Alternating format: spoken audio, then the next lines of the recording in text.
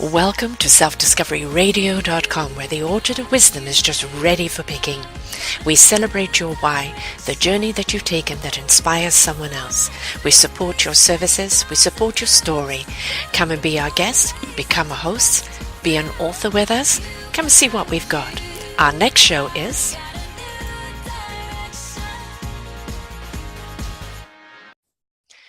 Good morning, good afternoon, and good evening, everybody. Welcome back to another edition of Ignite Your Heart and Soul. I am your host, Sarah Troy, and my guest today is Sherry Morgan. Prayer. What does it mean to you? What is the art of prayer? Prayer has changed quite considerably from going to the church, being on your knees, and praying for God's forgiveness, which seems to have been the trend for a very, very long time. Prayer now can be done anywhere at any time. How do we step into prayer? What is the vibration of prayer? Well, this is what Sherry does best, that she knows how to tap into that prayer, how for us to really find that connection that we really do need with that higher energy, that higher source, channeling that beautiful divine energy and receiving the knowledge that we need to know when we need to know it. And that comes from prayer. It's when we ignite our heart and our spirits and we step into that prayer-like healing and energy. And we can send out prayers to people anywhere in the world, and we're sending them out vibrational energy. So prayer isn't just done in the churches, it's done anywhere, anytime. How do we do it? Let's ask Sherry and step into this. She has her own site, which is Love is Round, which I think is beautiful because there is no end to roundness. It's always love is pure, love is continuous. And when we step into that, we are truly understanding what love is. So is love prayer? Is prayer love? Let's find out. Let's find out and how we can step into prayer, into that beautiful vibrational energy. Welcome to the show, Sherry. Thank you very, very, very much, Sarah. It's a pleasure to be here. Pleasure to be invited. Oh, my delights. And of course, prayer is something that it's associated with churches. But prayer, whether you're a part of a church or part of a religion, prayer can be anytime, anywhere. It doesn't have to be in the building, on the knees, or to a certain God, is it? Correct. Prayer. I was guided to my first prayer teacher, who was an Ojibwa elder, and she taught me a form for prayer that really turned my notion of prayer on its head and transformed my life. And she had me go out in nature first thing in the morning before sunrise, before eating or drinking or anything, and last thing before going to bed, and offering prayers of gratitude to everything in nature that I could witness or think of to give gratitude to, and for all the various gifts that these various beings have to offer. So the year that I did that for at least an hour every morning and every night really transformed my life. I began to feel very, very connected and related with nature, with all of nature. My negative thoughts changed into thoughts of just deep appreciation, where before that, thank you had been more associated with manners, yes, politeness.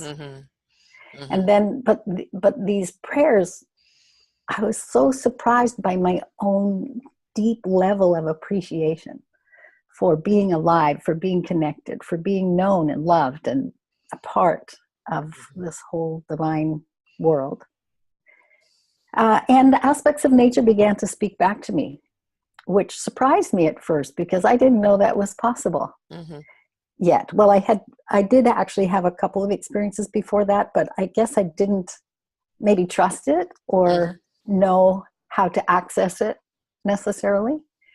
So these prayers were very, very foundationally important in my learning.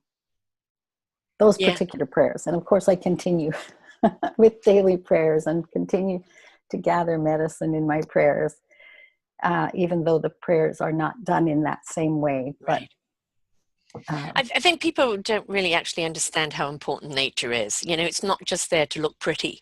Mm, Every single thing out there has its own signature. It has its own purpose. And, you know, I absolutely love walking down an avenue of trees in a breeze and the rustle of the leaves. And I mm, remember one time walking with my dog down a particular street and the leaves were rustling really loudly. And I said, "You're being too loud. I can't hear you." And literally the trees stopped. It became completely still for a moment just to say, "Oh, I'm sorry." But every time I walked down that avenue, I could feel I was being spoken to. I could mhm, feel that nature was connecting with me. And we're so busy um, looking at prayer in a lot of ways, sometimes for forgiveness or for something we want. We mhm, forget that first we need to start it in gratitude of what's already there, mhm. because that's a very Grati- positive vibration. Absolutely. And gratitude, you know what one of the things that I've learned about prayer is that prayer has a lot to do with relationship. Hmm. And we normally think of relationship as just something we have with certain humans on the planet. But um, what about the relationship with the tree in Hmm. our yard, Hmm. or the ocean, or the river, or the clouds, or the we have relationship with them as well, just like the trees listen to you to say, "Hey, you're too loud." um, it's it's surprising that our prayers sometimes, for people, and for me it was for a time, that our prayers are actually heard Hmm. and are very powerful. So one of the ways to build relationship, and relationship goes a long way Yeah. to how effective our prayers are. So one of the ways to build relationship with many, many, many aspects of nature is gratitude. Hmm. Thank you, tree, for the beautiful, for your beauty, for the shade that you provide, for the animals and insects you house, for the food and the medicine that you offer. Thank you for holding our earth together. Thank you for cleaning our air so that we have clean air to breathe. When we acknowledge the gifts of anybody, human or other than human, we we begin to be filled with gratitude ourselves, and we strengthen the relationship that we have. And Right. relationship is everything as far as I'm concerned. It's connection. Yes. Relationships is connection, isn't it? You know, people don't want to be spoken to; they want to be spoken with, and Mm-hmm. and that's the same with nature. When you interact with it, you know, you kind of catch in on that wonderful vibration, and nature has a wonderful way of speaking back to you. And if only if we would open up to that, you know, and stop dictating how things are spoken to us, and allow that knowledge to come to us in whatever form we feel the knowledge, because you're feeling it in the vibration, and it will always tell you what you need to know. You get those what we call aha moments. Well, that was nature, you know, Mm-hmm. in that prayer answering you.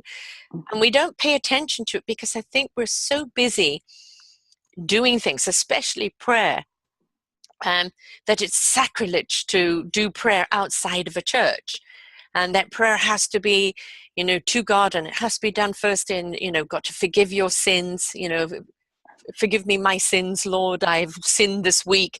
And it's like, it's living in fear of God all the time rather than living in the joy of God all the time and having a relationship with God through your own prayer. We seem to have lost that connection, haven't we? Yes. I want to speak to that a little bit. When I was first offering prayers to, call it, higher beings, in this, not so much as a child, but since I've been being, since I was introduced to prayer in this more, let's call it, indigenous way of Hmm. relating with the world, I remember crying and saying things like, "Oh, I don't deserve to talk to God." And I realized that that was just my conditioning, my Yes. programming Hmm. from my childhood. And we've become a world of self-loathing, a culture of self-loathing, Yes. not necessarily all over the world, but certainly our culture has a lot of self-loathing. And I think a big part of it comes from that, let's call it conditioning, that we're somehow sinners, we're lesser than, we're not okay, etc. And that is just so not true. No. And, If we're and we made in all, God's light and we're all sinners, what does that say about God? Now, that is not what God represents. It is yeah, about being in God's light, as being in God's love. And so yes, why are we not loving who we are and loving each other? Why is this infliction of you're a sinner and you've got to repent, and and the self-loathing coming from this dictation of this conditioning of you are unworthy? We really have to close the door on that, don't we? Because that is really quintessentially what is wrong with us as a society.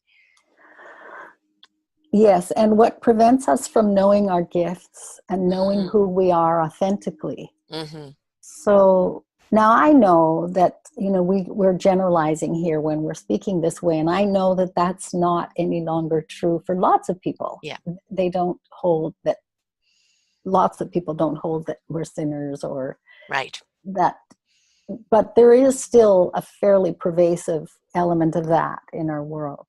But so prayer for me has helped me to get to know who I am, Yeah. who I truly am, not what my conditioning has allowed for, my beliefs, my programming, my doubts, my fears, et cetera, et cetera, et cetera. So the more that I connect with that loving energy, and that energy that loves me back and Yes. knows me well, knows me better than I cognitively know myself, the more I've become,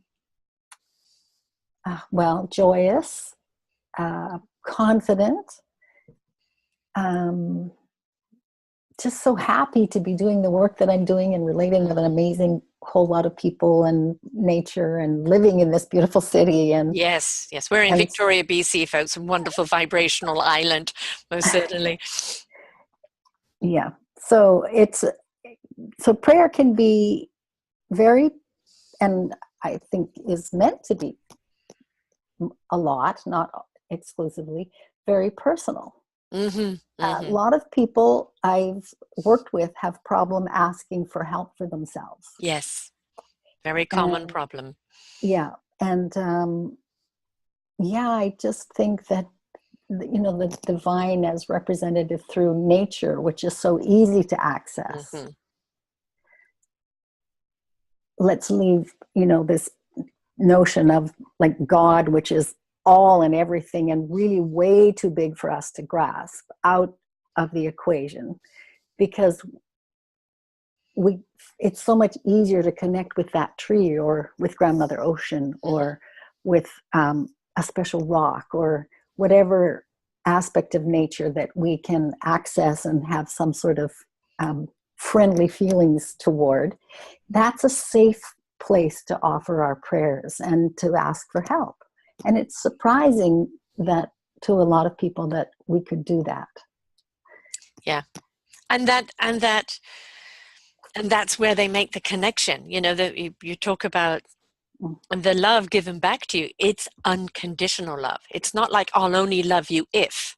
Right? It is unconditional love. And the more you immerse yourself in the nature, in that prayer, in that connection, the more those channels open up.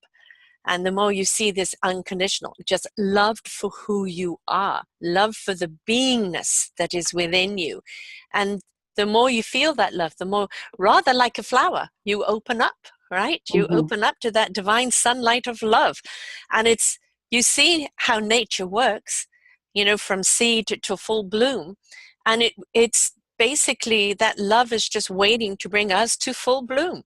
Yes. And the only person that's stopping that is ourselves through this external conditioning.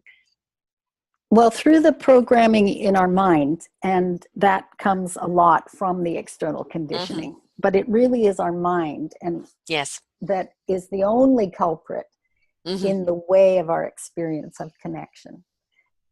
And that's really challenging because our minds are prattling along on and on and constantly. on. Constantly, exactly. And that's not going to stop. But the nature of those thoughts Yeah. And or at least it's not going to stop anytime soon, I've noticed. Yes. Yes. It may be a few lifetimes away, I have no idea. But not like we want to hope or expect that the chattering mind is going to go away anytime soon. But it's But changing the chatter. it's changing the chatter, but Yeah. it's also for example, there's a particular meditation that we do in the workshop that's really, really helpful for people.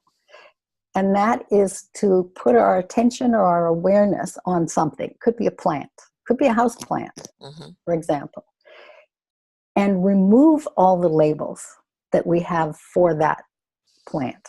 You know, I don't know, jade plant, beautiful, big, green, pot, whatever all those labels are that we have for the plant, and just put our awareness on the plant. And every time some new label comes in, including the labels that are not about the plant, because all those other labels will start coming in as well, like, oh, I wonder if I'm doing this right, or how long do I have to do this before something happens, or, oh yeah, I've got to remember to go to the grocery store, whatever all the labels are, because it's not just the plant. Those labels just keep coming in. Labels are words, but they are conjured up in our mind, and they have meaning, and we attach meaning to everything, including whether or not I'm worthy, whether or not a tree or plant or Grandmother Ocean might talk to me or not, or love me or not, or, we have all these notions. And that normally guides our life and gives us our worldview. But there is no worldview to agree on. It's our thoughts and beliefs and so on that give us the world, not the world gives us our thoughts. Internal out. Yeah. The dialogue that you talk about is we're not going to stop the chatter. Right? It's always going to be there. There's always a perpetual dialogue going on. And, to look for that complete silence of nothingness is something that we all kind of wish to ascend to. And every now and again, I get a nice little pocket of it. It's wonderful. And then it's back to the old chatter. But what it is being mindful of what the chatter is. And, I think what you're talking about when you're looking at that plant is really focusing and channeling your energy on the plant. And I think one of the things we can do with our chatter is take it and focus it on something and give everything give all that energy that you have within you to it and see how it grows. And you'll be astonished to see how it grows and how you feel about the growth. Because now, as you talked about relationship, you now have a relationship with that plant. There is a connection with the energy there. And that focus then becomes even more intense, doesn't it? Very much so. And very possible, very likely even, to experience love both ways. It being in a field of love with the plant, for example. I don't call it channeling because I think channeling is a particular something, but I just call it awareness. Just putting our attention. We don't have to do anything. We don't have to wonder if we can channel or whatever. So I just think that word might be a barrier sometimes for people. All we have to do is put awareness on the plant, hold it there, and remove all the labels that come up. And at some point,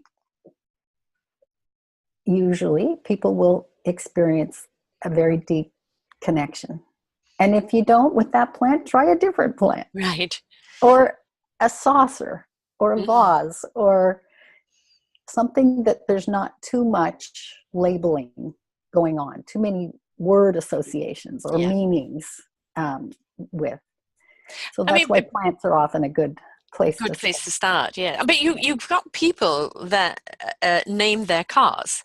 Yes. And their car becomes kind of their best friend. And, and you think, oh, they're loony. But no, actually, is that they're tapping into the energy, because every single thing has energy signature, everything. And they're kind of tapping into that succinctness with their car. So when they get into their car, they're getting into it with trust and in a partnership with their car, aren't they? So it doesn't have to be something that is organic, because everything carries an energy signature, and we can connect to any of those energy signatures. Indeed, we do. And we do, whether we're aware of it or not. Yes, I don't think we're aware of it, and probably But sounds quite bizarre for some people, but it is actually so. we, the energy that we can work on the most effectively is our own. Mm-hmm. And this is why prayers of gratitude, Mm-hmm. excessive prayers of gratitude, are so transforming, because our energy, I had someone do a, what do you call it, dowsing on me one time as a demonstration to a group, and had me think of positive thoughts, and my energy field expanded, had me think of something that I was, let's say, afraid of, and my energy field shrunk really close. Mm-hmm. So this notion of energy, which we and everything else is a part of, we can affect that a lot by, for example, a whole lot of gratitude. And we can express gratitude to the people in our lives, to being alive, to the plants, the trees, the mosquitoes, anything, right? And the more we do that, we how about change to the energy. mirror? Well, to the mirror. Right? I mean, we can't pull the wool over our own eyes. Right. And I think when you start looking at yourself in the mirror in gratitude, stop looking at, oh, this is saggy, or this is lined, or this or this is that. You know, as you talked about worthiness, you know, stop looking at yourself as being unworthy, and start seeing the beauty that lies within you, the beauty that reflects from you. Start being honest with yourself. And I think facing yourself in the mirror, you know, there lies your truth, there lies your distruth. And it's, what do you want to embrace? What do you want to nurture? Your truth. You want your truth to come out. So why not give that energy to your mirror reflection and let it mirror back on you? Yes. Someone, just recently I read, someone said that they don't look back on their day and think, oh, I should have done this and I didn't get that done, and, you know, whatever, all those sort of negative thoughts. But look back on the day with, oh, wow, I wrote this great letter, I did this, all the things that we did well, because that also helps lift our spirits. So it's too common and too handy to beat ourselves up for the things that we didn't do, or that we didn't do well, or that we said that we shouldn't have said, or things like that. I think we're worried about judgment, aren't we? We're worried that other people are going to pass judgment on us because we haven't achieved in the day what somebody's expectation was on us. But I think if we focused on what we did achieve, be it one thing or a dozen things, and that you did it well and you did it from that heart space, you know, look at what that achievement is and stop worrying about other people's opinions of it. Yes, indeed. Why do we let other people's opinion affect us so much?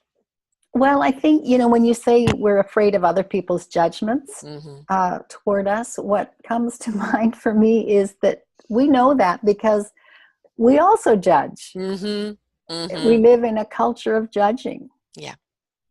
Yes, we're afraid. I've read also a little while back that public speaking is the most fearful thing, that the number one fearful thing, more fearful than death and divorce and all those things, right? Wow. And that I can only imagine that has to come from, what will people think of me? Yeah. And am I worthy? Am I good enough? You know, those kinds of fears. Yes. So, yeah. So So back to prayer, since that's what my calling is. I was clearly called to this path. And by the way, that was such a surprise for me. I had, you know, I'd been brought up in a church, but I hadn't really been religious or spiritual even for many years in between. But I did have this deep longing to know what my work is, what's my purpose, what's my work, and so on, and prayed and asked.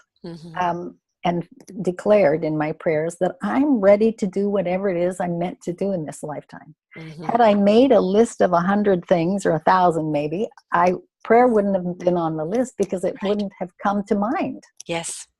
But there it was after a vision quest. That was the messages that I began to receive.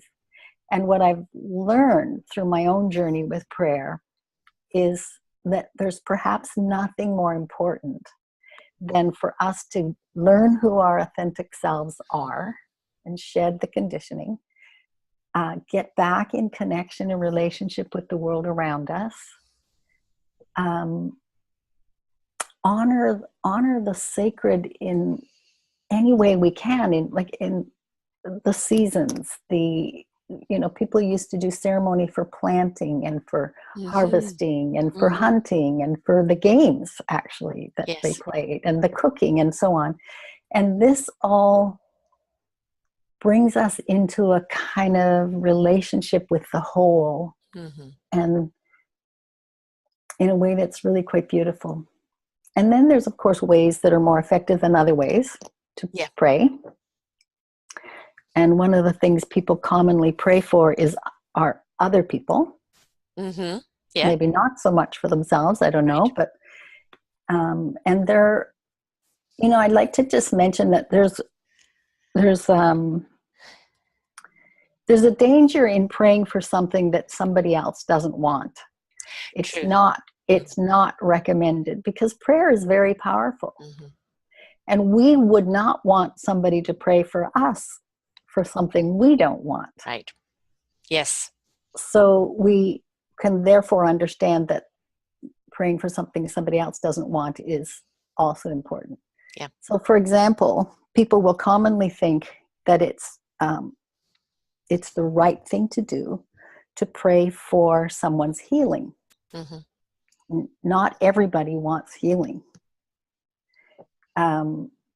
Some people get a lot of mileage out of being sick. Yes. Yes. Not everybody in the world wants world peace. There are a lot of people who want to win.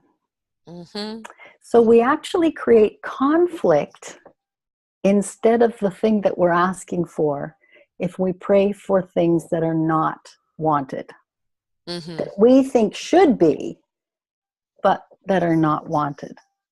So it's really not recommended. It's safe if people ask you, would you please pray for me that I find healing, for example, or whatever it is. Absolutely, I will. And then we can support what they want. Right. Yeah, because it is very powerful. My mum was trying to cross over and was unable to do it on her own. And I sent out a prayer request for assistance for her to cross over, because it was her time. She was in considerable amount of pain. She wanted to go, but she just didn't know how. Yeah. And I had over 100 people on Facebook send out prayers to her, not just likes, but prayers. Right. And the next day apparently was a rainy day, and there was sun that came through one moment through the glass window, and it shone down on her. And apparently my sister said she just opened her eyes and opened her hands, and that was it. Wow. And so, I really do believe that those prayers were answered. I recently had a sister in hospital that was touch and go. She shouldn't have made it. Everything was against her. Again, I asked prayer for her to help her through this, because she did want to live.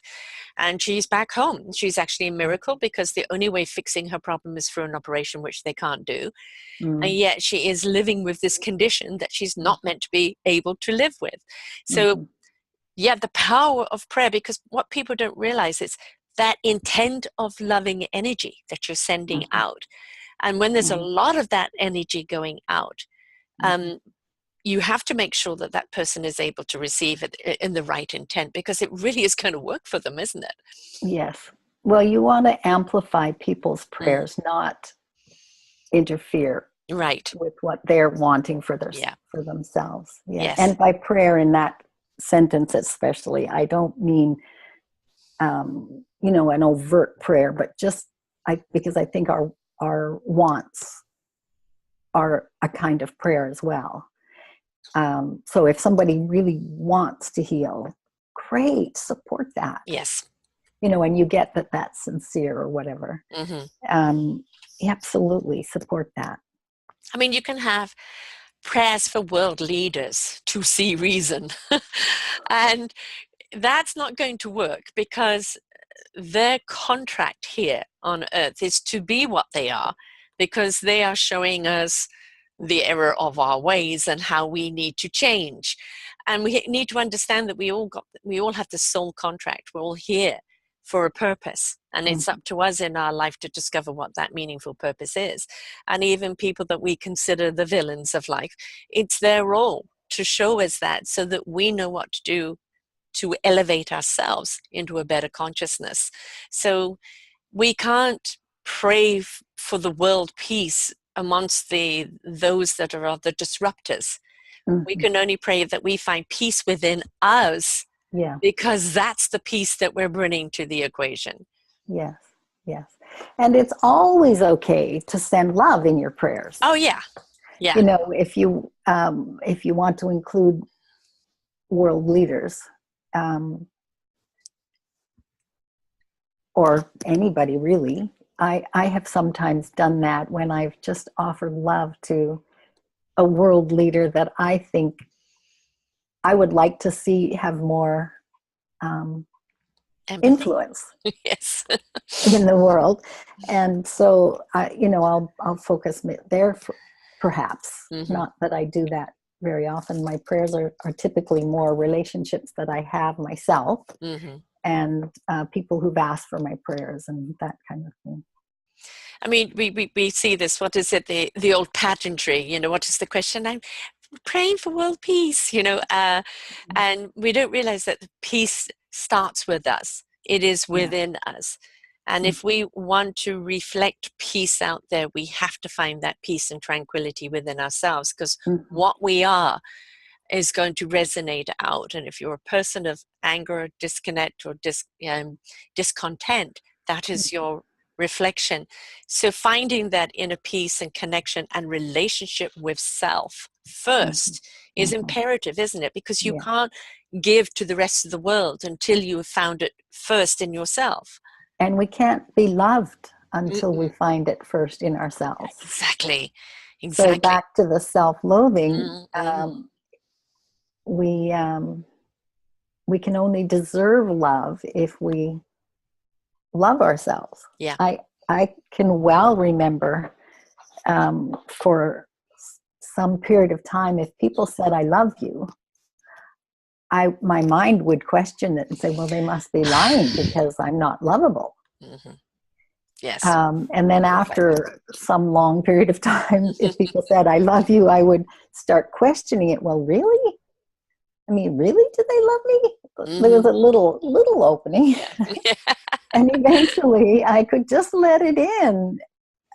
Oh, they love me. How nice. Oh, I love you too. And then it's round again. Right? I didn't block it with my own feelings of unworthiness. I mean, it's starting to see from their eyes what they see to love within you. And it's your willingness to open up and say, well, if they see that in me and I can't see it in myself, I need to look deeper. I need to look further, because they all say they love me and I don't love myself. So who's disconnected here? Who's right? Yeah. And we all want to be loved, isn't it? I think we all want a sense of belonging. We all want to know that our presence here counts, right? That's why we all seek a purpose. We seek something that is our contribution, that is part of, we are this instrument in life that serves others. And in that self-discovery of life, we can't find it externally. It has to be found internally, so that our purpose then can externally be spent. But life, everything is the inside job. Yes, we're here to heal and learn. And oftentimes I have in my life, when I am faced with something that I need to learn have made that into a problem for me. Like, oh, I'm not good enough. That's proof because I haven't learned that yet, or I can't do that skill that this person has, so they must be better than me. But Mm-hmm. no, we don't all have the same skills and talents, and we're not meant to. Mm-hmm. I'm good at this, you're good at that. That's why we need each other too. Right. I mean, how bland would a meal be without the salt and pepper and the spices and everything else, right?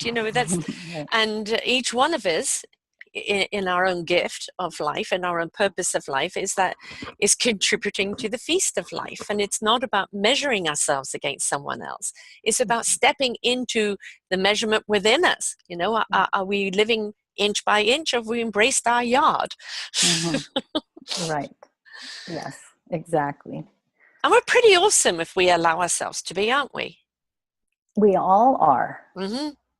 Yes, every single one of us. And we're just like a leaf on a tree. Mm-hmm. There's no more valid leaf or less valid leaf. We're just a leaf. Yeah. But we have the privilege of finding that being a leaf is joyous, Yes.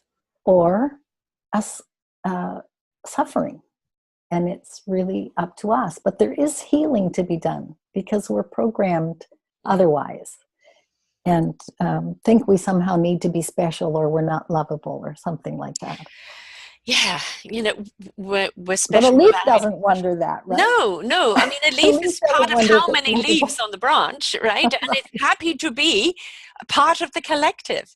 And I Right. think this thing of that we've got to be an important leaf, otherwise we don't count, is again is a human imposition put on us. Is Mhm. that when we step into the divine presence of who we are and that connection, we realize that being part of that collective, it's the I am becoming part of the we are. Mhm. And you can't be a we are until you are an I am, Mhm.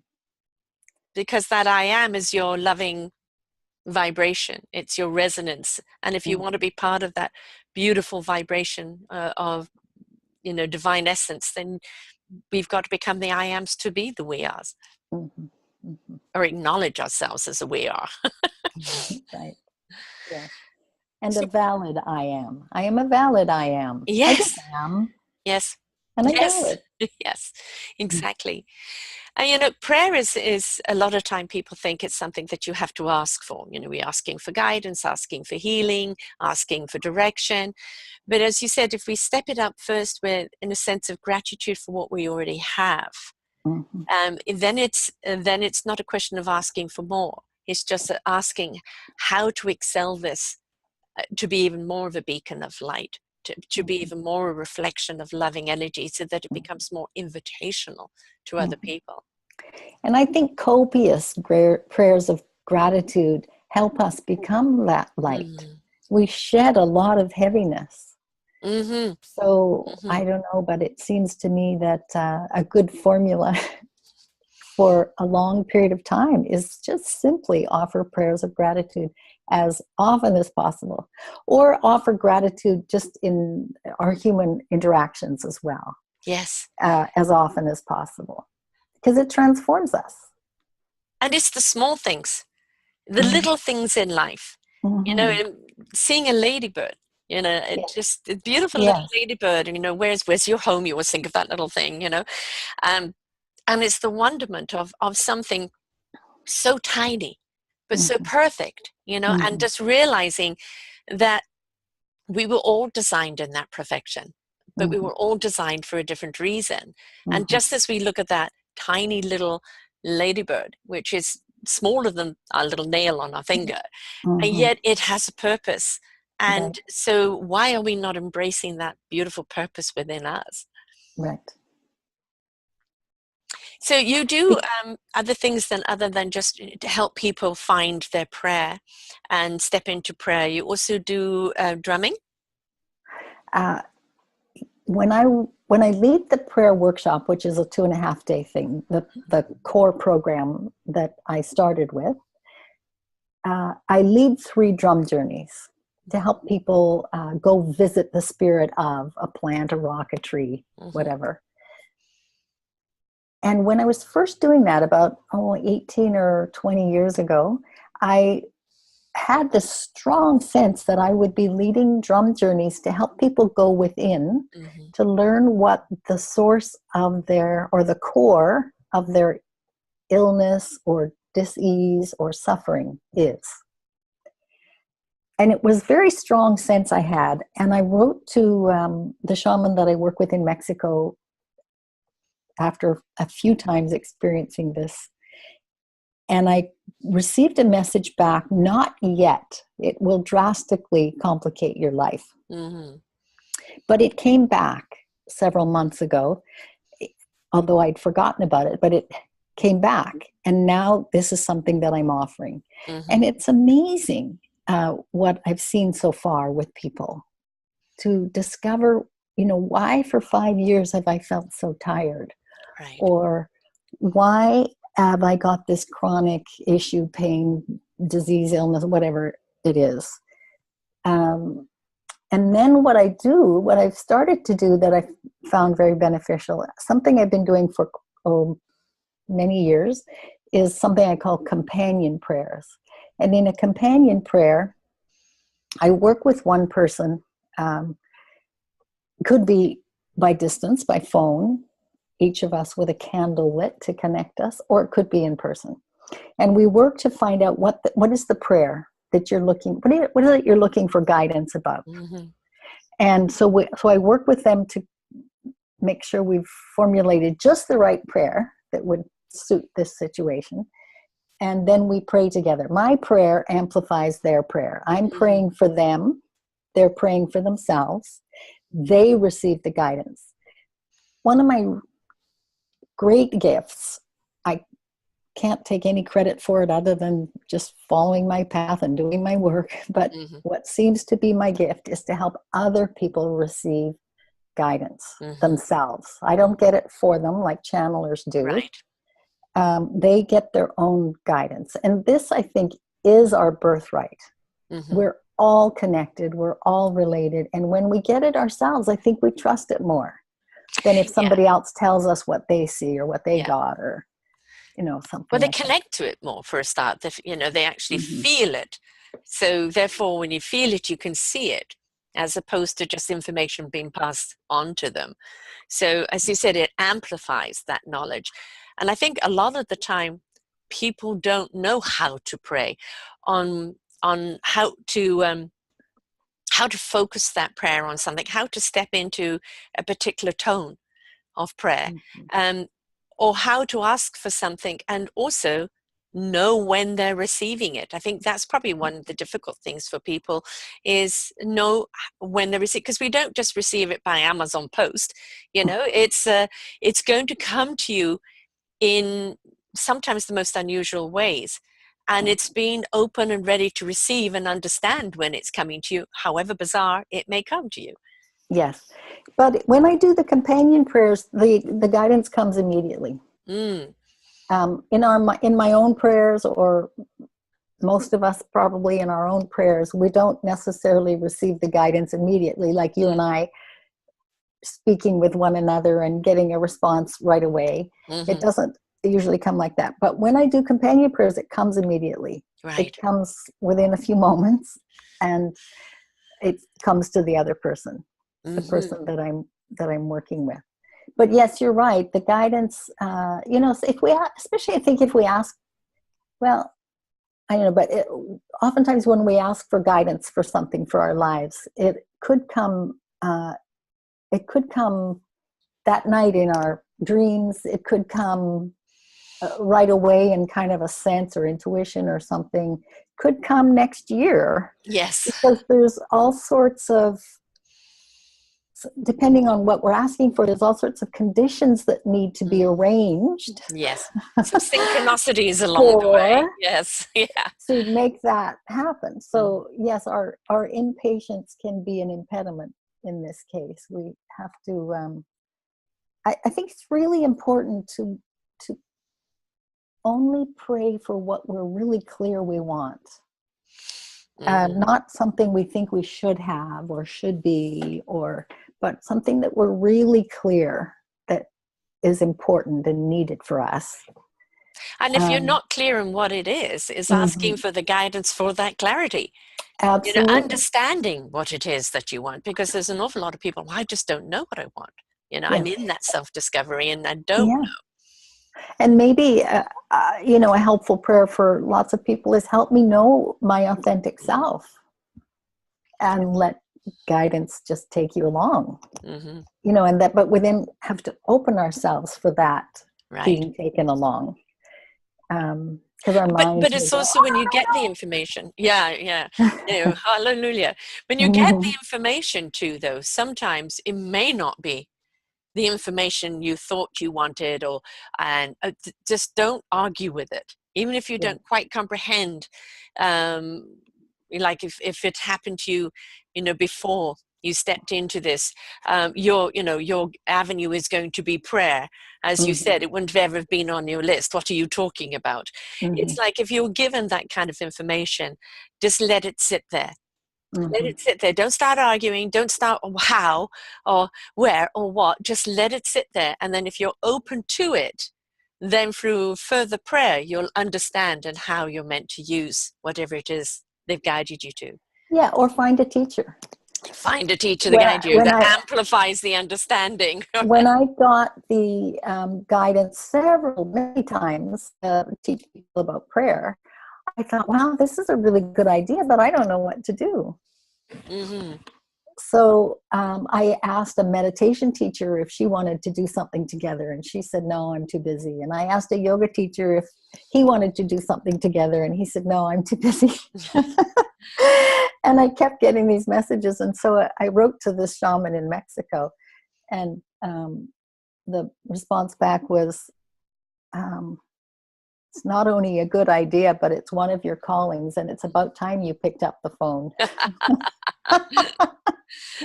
Right. When it's right, it's right. And then I got called, and then I got called down there to start the training, right? Right, exactly. And I think, we all want to find that meaningful purpose. I found it when I started doing this. I've done many things in my life, and there were good connections here and there. But when I started doing this, it wasn't immediate. But I'm in my calling now, because I'm giving an avenue for people like yourself, for others to find you. That wonderful directory, we'll call it the Orchard of Wisdom, where whatever you're looking for, I've pretty well got a show on it. And so the thing is today is that we can use technology to seek out those people that can help us on our guidance.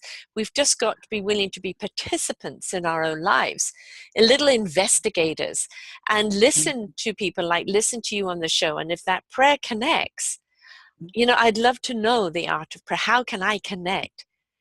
Because I don't have a relationship with self. I don't have a relationship with nature. How can I connect through prayer? And now they have an avenue of somebody who can guide them on that way. And I think this is something that as perhaps lost souls in this world, we've got people that have gone before us that are willing to take us on, on our own journey, give us the tools, the knowledge, the love and the support for us to walk our own path. We've just got to be willing to step up, though, haven't we? Yes. And we just have to be willing to be joyous. Yes. But really joyous, because we have a lot of money or a big house, or, but joyous because it's an inner joy from knowing ourselves, from walking our true path, from whatever that is. We've been brought up to think that happiness will come if we drink this beer or wear this makeup or whatever, right? Find the right man and I'll be happy forever after. Yes. Right. But that's really not, I found that's not where joy really lives at all. No. Again, an inside job, that inner joy. And again, it comes by sometimes just pure simplicity. Watching animals play, or children play, the birds singing, the leaves rustling, the waves on the shore. There are so many ways you can tap into joy. But I think to get to joy, you've got to go through gratitude first. For sure, that's a big help. Yes. Yeah. Yeah. Yeah. I think joy is also something that people find really hard to step into. I know for a long time, I was so immersed in purpose and I got joy out of my purpose, but I didn't know how to take that joy outside of my purpose. Mm-hmm. And I think this is something too, when you step into a purpose that you love so much, how do you stay in it when you're, not actually doing it, and continue taking that joy of your purpose around with you? And I think that sometimes can be something that we compartmentalize things, and that's not what it's meant to be. Everything's meant to be a flow, isn't it? Yes. Yes. And yes. And we flow. I think sometimes, or my challenge and our challenge is to flow with things that come at us. Whatever it may be. The wind might be very gentle one day or very, very strong another. And so the ocean responds no matter what. Mm-hmm. Doesn't resist the big, huge waves or the gentle ones, or the clouds don't resist, but we do. No, it shouldn't be this way. Yes. So learning, it's still very much a process, an ongoing process, but to learn to be with those big waves that come our way sometimes that we want to resist and fight against. But everything has a reason. I was over at my son's this last weekend for my daughter's engagement party. And on the Friday congratulations. night, yes, it was a lovely event. Lovely to see the right couple come together. It's really exciting. But the night before, we were just having dinner together, a few of us, and it's like, somebody say something, and it was pouring with rain. And we were worried it was going to rain the next day because it was going to be an inside-outside type thing. And I said, well, let's be grateful for the rain, because my son's restaurant is right next door to a vegetable farm. And I said, your vegetables are getting watered so that you have something to serve. Yeah. And may the rain sustain for long enough for the event, and then come back and water the earth again. And it's, sometimes we look and go, oh, it's raining again. But everything has its reason and everything has its purpose. And what we have to do is look at what it's doing, even if it's affecting our day and we didn't want the rain, right? It's watering something that serves us. So, absolutely, look at the longer or the bigger picture of it, not just at the moment. Yes. And this is really, I don't know, sort of crazy thinking that we think that all of nature should at all times respond the way we want it to respond. How come it doesn't? I prayed for it. How come? Yeah. And nature is its own boss, and however much humans try and change nature will always win. And what we've got to understand, our partnership with nature has to be more on respect, and I don't think we respect nature as much as we should. And gratitude can help. I'll just keep putting it.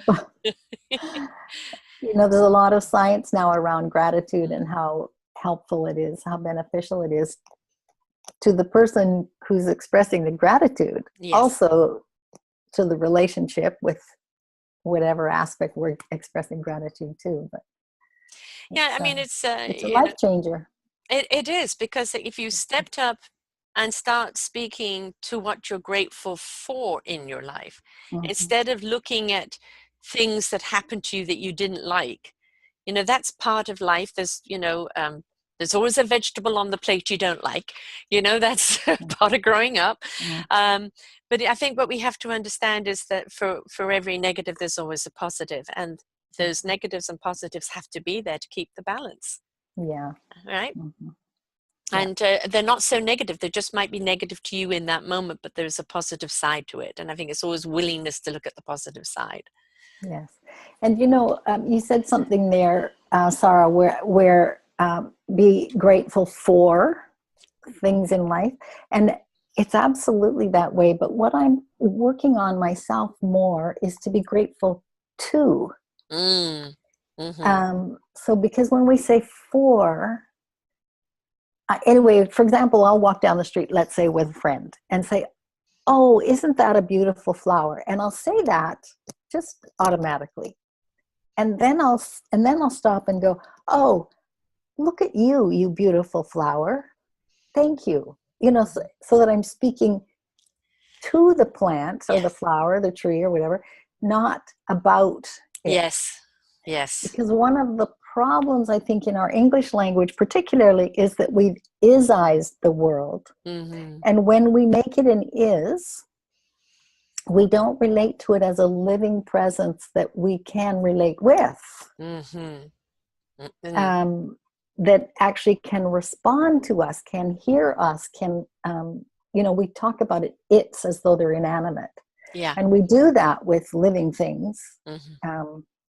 I've even, in my workshops, I've even had inanimate things like a pen or a butter dish give messages back to people. Mm-hmm. So that's a stretch. Most people can kind of appreciate that the living world, the living plant, has some sentience, but the butter dish, come on. Mm-hmm. But, well, maybe so. Spirit flows in and around and throughout all things, right? But they'll accept a Ouija board, which is cardboard and a little plastic thing that you wheel around, right? But they won't accept it from a dish, right? Who are we to say what Right. things come through? Right. Right? It's just to us be open to receiving in Mm-hmm. whichever way and whenever it wants to come through, because that knowledge will come through to you at the time that you're ready to receive it. Yes. Yeah. And we just need an enormous amount of patience. Mm. We're not Because very good at that as human no, beings, are we? Because you're telling us to live in the now. I'm in the now, and now I want this. no, And that's not quite the now we're talking about. I know. And our Living in the now is living computers, in the present, the right? gift of life, right? That's the now we're talking about. It's not demanding what you want to have right now. No. There we have to plant the seeds and water them, don't we? Yeah. Yes. With good intent. That's the Absolutely. important thing. Yeah. Yeah. Absolutely. It is all right for us to desire more for our lives. It's all right for us to desire our own security, our own home, our own sanctuary, our basis in which to do our work. And a lot of people think that if you're stepping into the work of the divine, it's sacrilege, or you've got to sacrifice. That is not the case, is it? Probably not, but my own experiences that I've had. I mean, I think it's very common for people who are on a spiritual path to have some really challenging lessons Mm-hmm. handed to us. So, for example, in my own journey, I had a job in the corporate world. I was successful in those ways of, that we normally measure success Mm-hmm. financially, the house, the car, the corner office, those sort Right. of things. But at some point in my life, there was that moment, like many people have, where it's like, is this all there is? Mm-hmm. And anyway, over the next several years, it all disappeared. The car, the house, the money, the bank account, the whole shebang, right? Well, when I look back, I realized, oh gosh, I didn't deserve it when I had it. I wasn't good enough. I didn't deserve it. I had to hide my success. Mm. So it took me going broke. Yeah. Bad investments, spending too much, giving away money away, whatever. It took me going broke to learn deservedness. Mm-hmm.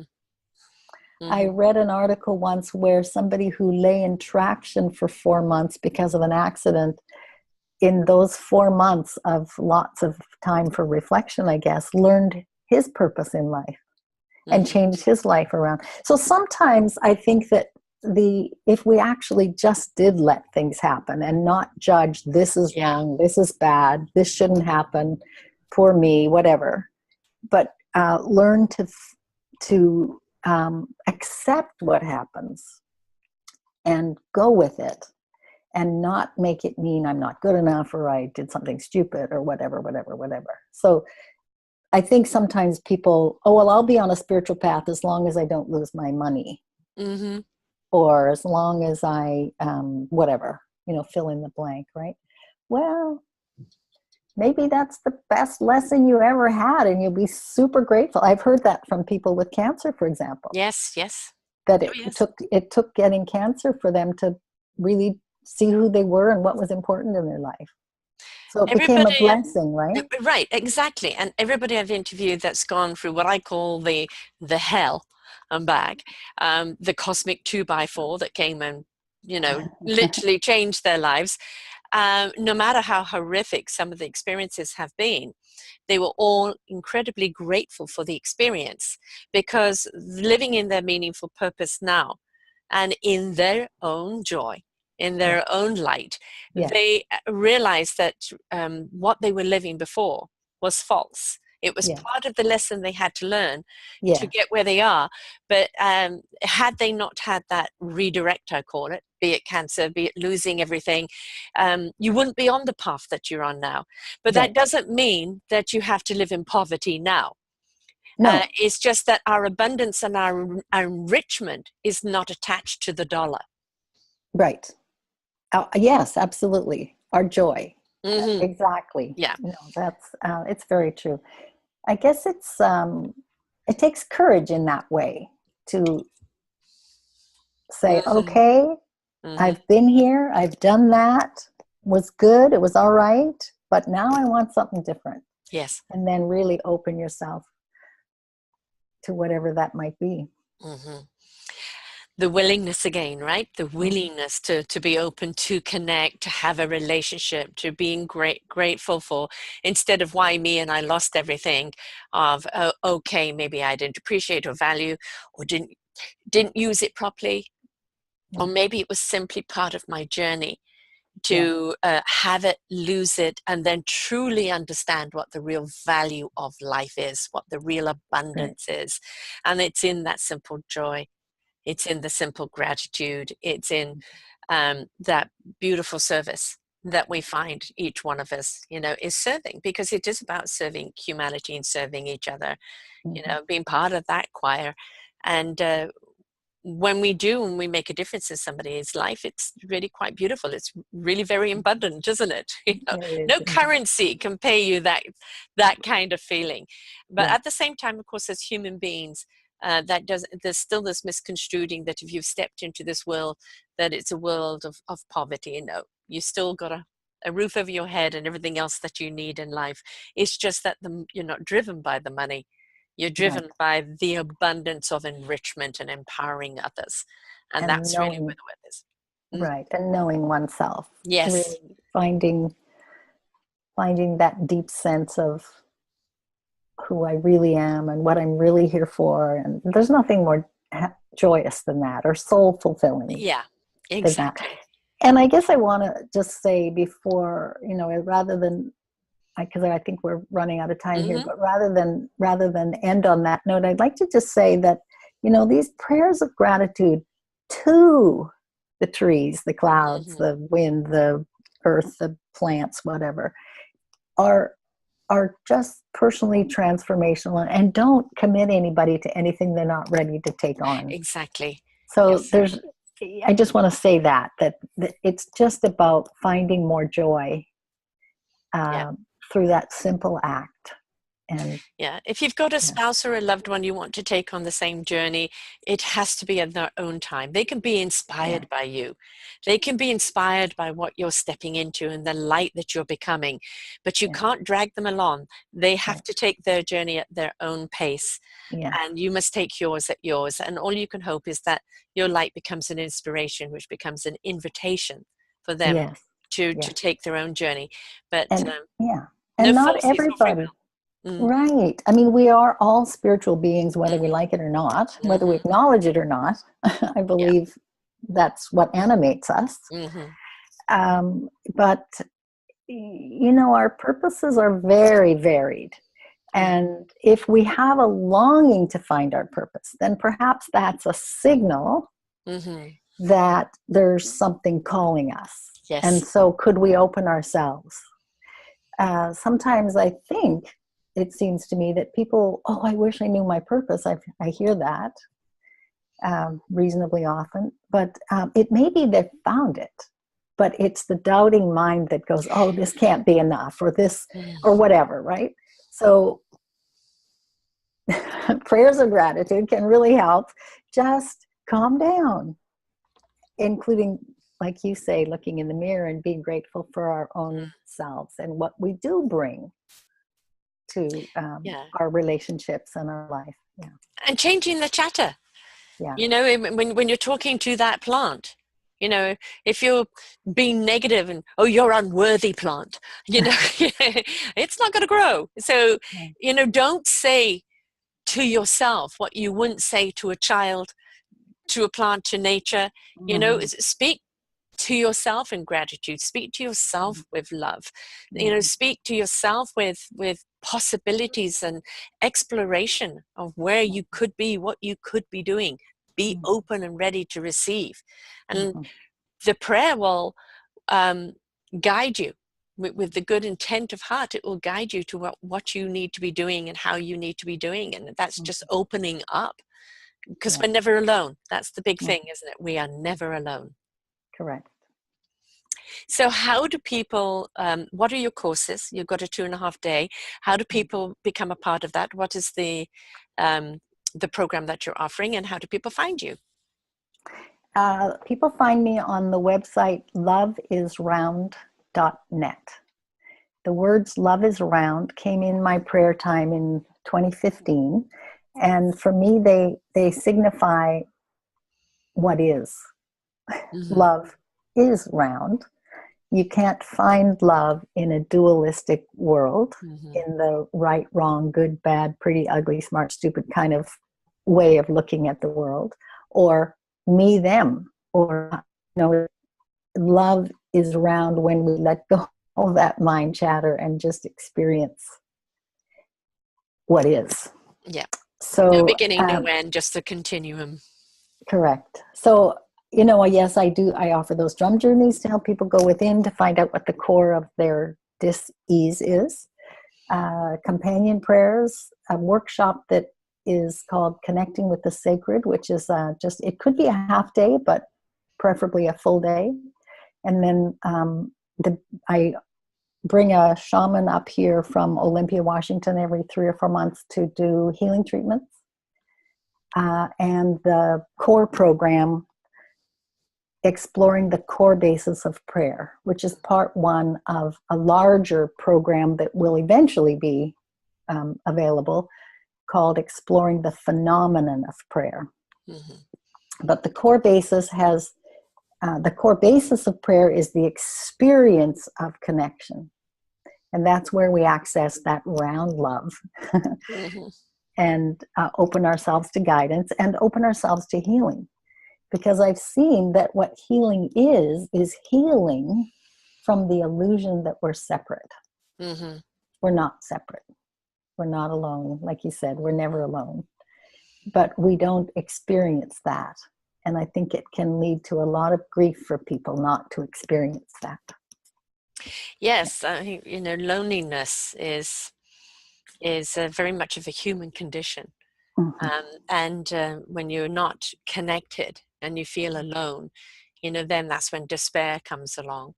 And so because we all want to have a feeling of belonging, of being a part of something. And when you do step into that divine presence, then you realize you are one of the leaves on the tree. Rustle along with them. That's where the joy is, right? And also people can find one of the articles you've written on Reflections of Prayer here on Self-Discovery Radio, just under blog Your Stories. It will also lead them back to your show here, and your show will lead them to the Reflections of Prayer.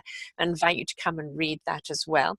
And obviously look at your site as well, and reach out to you, have a chat to see if there is a fit, if there is a synergy, right? Yes. And they can get hold of you, your email? Morgan.Sherry@iCloud.com. Okay. And But they can also send me a message through my website. right. Okay. So just probably go to the website, and that will be the easiest thing. And touch bases with you. And because really, I think if we learn first and foremost that art of prayer, how to truly connect, then we will realize that no matter what in our journey, we're never alone. Right. That prayer is something that opens up your channel, or opens up your focus, and it helps you really know the path that you're taking, because you realize you're not alone. So thanks very much, Sherry, for being with Thank us. you very much, Sarah. It's been a pleasure. And folks, you are worthy, you are loved. Love is round. It has no beginning or end. It doesn't have any conditions. It simply is. And when you step into that love of self, you now resonate that love out to everyone else to become that light and that invitational love that they can find in themselves. So please find some love of self, and step into your own gratitude of prayer, because you will find that it will help you on your journey of life. So until next time, folks, bye for now.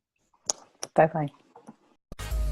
For more wonderful shows like this, please go to selfdiscoveryradio.com, podcasts, and see our lineup. And if you wish to support us, we have a funded button. Please stay tuned for our next show.